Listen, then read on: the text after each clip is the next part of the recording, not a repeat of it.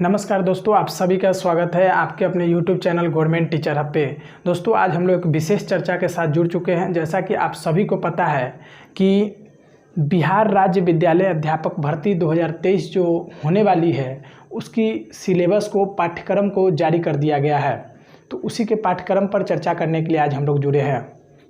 Mainly आज हम लोग जो प्राथमिक का सिलेबस होगा, प्राइमरी टीचर का क्या सिलेबस होगा, अर्थात 1 to 5 में जो शिक्षक बनने वाले हैं उन सभी का क्या सिलेबस होगा, उस पर चर्चा करेंगे। तो सबसे पहले मैं बता दूं, बिहार राज्य विद्यालय अध्यापक भर्ती 2023 जो होने वाली है, उसकी परीक्षा बीपीएससी के आयोग के द्वारा ली जाएगी, अर्थात बिहार लोक सेवा आयोग के द्वारा ली जाएगी। यह तो आपको जानकारी पूर्व में ही हो चुकी होगी। यह जो एग्ज़ाम होने वाली है, यह 2 पार्ट में मेनली होने वाली है। सबसे पहला होगा हम लोगों का पार्ट 1 और दूसरा होगा पार्ट 2। और यह दोनों जो पेपर होगा, यह हम लोग का किस फॉर्मेट में होगा? एमसीक्यू में होगा, अर्थात मल्टीपल चॉइस क्वेश्चन, बहुविकल्पिक प्रश्न के रूप में होगा। अब बात कर लेते हैं यहाँ पे जो पार्ट 1 जो होगा हम लोगों का, उसमें किस किस सब्जेक्ट से प्रश्न पूछे जाएंगे। तो एक सब्जेक्ट होगा हम लोगों का पार्ट 1 में ही इंग्लिश। इंग्लिश जो होगा, इससे 25 प्रश्न पूछे जाएंगे। कितने? 25 क्वेश्चन पूछे जाएंगे और 25 मार्क्स के होंगे। और इंग्लिश लेना सभी को अनिवार्य होगा। और दूसरे सब्जेक्ट के रूप में देखें तो हिंदी आ रहा है, उर्दू आ रहा है और बांग्ला आ रहा है। इन तीनों में से किसी एक सब्जेक्ट का आप चॉइस कर सकते हैं। इससे आपके कुल 75 मार्क्स के प्रश्न आएंगे, अर्थात 75 क्वेश्चन आएंगे।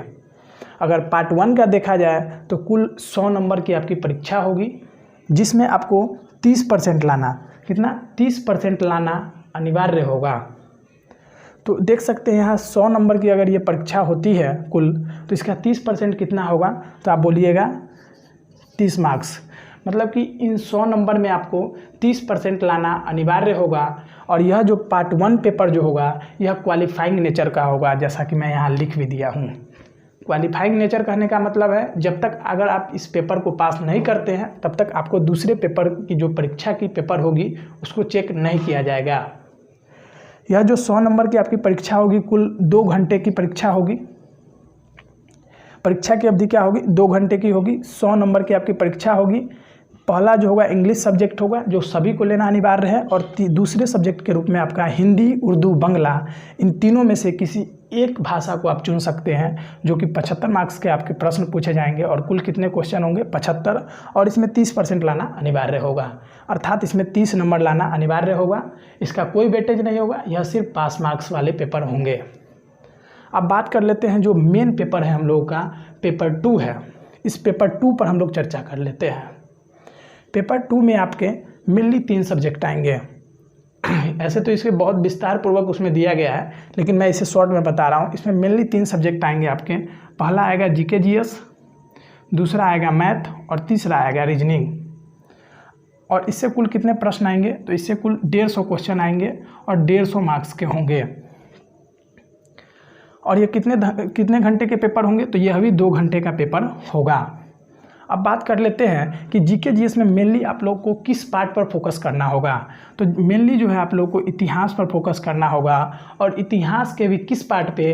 तो आप लोग बोलिएगा आधुनिक भारत का जो इतिहास है, मॉडर्न हिस्ट्री है, उसको पढ़ना ज़्यादा जरूरी होगा। अर्थात स्वतंत्रता संग्राम, 1857 के जो विद्रोह है वहाँ से लेकर के, और जो वर्तमान 1950 जब तक भारत आज़ाद नहीं हुआ तब तक के आपको इतिहास बहुत ज़्यादा इसमें इम्पोर्टेंट हो जाएंगे। और दूसरे सब्जेक्ट के रूप में इम्पोर्टेंट में होगा आप लोगों का यहाँ पर राज्य व्यवस्था। राज्य व्यवस्था जिसे आप लोग नागरिक शास्त्र के नाम से भी जानते हैं। और नागरिक शास्त्र में मेनली आप लोगों को क्या क्या पढ़ना होगा? तो मेनली आप लोगों को पढ़ना होगा संघ सरकार, जिसको कहते हैं सेंट्रल गवर्नमेंट या यूनियन गवर्नमेंट। दूसरा राज्य सरकार, जिसको बोलते हैं हम लोग स्टेट गवर्नमेंट, के बारे में पढ़ना होगा। और तीसरा जो है आप लोगों को पढ़ना होगा स्थानीय स्वशासन। यह 3 पार्ट जो है आप लोगों का राज्य व्यवस्था में इम्पोर्टेंट रोल में रहेगा। भूगोल में भी जैसा कि आप लोग जानते हैं 2 पार्ट होता है, एक होता है भारत का भूगोल, दूसरा होता है विश्व का भूगोल। और बिहार के परिप्रेक्ष्य में है तो कहीं ना कहीं बिहार को भी आपको पढ़ना पड़ेगा। तो इसमें आप भारत और बिहार के भूगोल पर ज़्यादा फोकस कर सकते हैं। और विज्ञान जो होगा आप लोगों का, इसमें तीनों पोर्शन आ जाएंगे आपके, अर्थात फिजिक्स, केमिस्ट्री और बायोलॉजी। और एक लास्ट सब्जेक्ट होगा करेंट अफेयर, जिसे समसामयिक के नाम से जाना जाता है, तो करेंट अफेयर का भी वेटेज होगा। अब यहाँ पे हम लोग बात कर ले कि यह जो आप लोगों से इससे जो प्रश्न पूछे जाएंगे, यह सिर्फ मैं अपने सुविधा अनुसार आपको बता रहा हूँ कि जीके जीएस में क्या क्या आपको पढ़ना सही रहेगा। इस तरह से अभी विस्तार पूर्वक सिलेबस जारी नहीं किया गया है, तो ये मैं बता देना चाहता हूँ आप लोगों को। अब बात कर लेते हैं दूसरे सब्जेक्ट के रूप में रहेगा आपका मैथ। और मैथ अगर आप लोग समझना चाहते हैं किस क्लास तक की तैयारी कर ले, तो आप लोग मैथ जो है क्लास 1 से लेकर के क्लास 6 क्लास तक का आप मैथ तैयार कर सकते हैं इसके लिए। और थर्ड सब्जेक्ट के रूप में रहेगा आप लोगों का क्या, तो रीजनिंग के लिए किसी आप जनरल बुक को फॉलो कर सकते हैं, और जनरल चैप्टर जो इम्पोर्टेंट है उसको आप फॉलो करिए। और इसमें जो सबसे डेंजर बातें दी गई है, वह सबसे डेंजर है, वह क्या है, तो वह है आप लोगों का निगेटिव मार्किंग। इस परीक्षा में निगेटिव मार्किंग भी होने वाला है, तो यह आप लोगों को तैयारी को एक बेहतर रणनीति के साथ करनी होगी, तभी जाकर आप लोग एक बेहतर नंबर के साथ उत्तीर्ण हो सकते हैं। तो निगेटिव मार्किंग है, और निगेटिव मार्किंग के बारे में विशेष चर्चा नहीं किया गया है कि इसका क्या वेटेज होगा, अर्थात 2 पर 1 होगा या 3 पर 1 होगा। इन सभी बातों की चर्चा इस नोटिफिकेशन में नहीं की गई है। अगर बताई जाती है तो विशेष चर्चा हम लोग अगले वीडियो में कर लेंगे। और तो ये आप लोगों को मैं बता दिया हूँ, एक बार इसको देख लीजिए आप लोग। ये पूरी शॉर्ट फॉर्म में मैं पूरे सार के रूप में आप लोगों का प्राथमिक शिक्षक के लिए क्या पैटर्न होगा और क्या सिलेबस होगा, इसको मैं बताया हूँ।